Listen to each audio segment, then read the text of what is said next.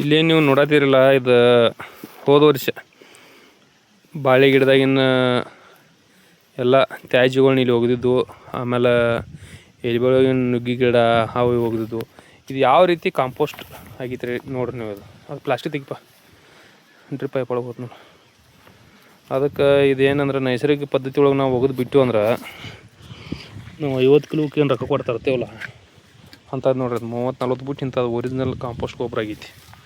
ದಯವಿಟ್ಟು ಯಾರು ಹೊಲ್ದಾಗಿಂದ ಕಸ ಗಿಡ ಮರಗಳು ತ್ಯಾಜ್ಯಗಳ್ನ ಸುಡಬೇಡ್ರಿ ಯಾರು. ಯಾಕಂತಂದ್ರೆ ಹಿಂಗೆ ನೀವು ವೈಟಿಗೆ ಅಲ್ಲಿ ಖುಲ್ಲಾ ಜಾಗದಾಗ ಒಗೆದು ಬಿಟ್ರಿ ಅಂದ್ರೆ ಪ್ಯೂರ್ ಒರಿಜಿನಲ್ ಗೊಬ್ಬರ ಆಗಿಬಿಡ್ತೈತಿ. ಅದು ನೀವು ನೋಡ್ಬೋದು. ಅದು ಎಷ್ಟು ಇದಾಗಿತ್ತು ನೋಡ್ರಿ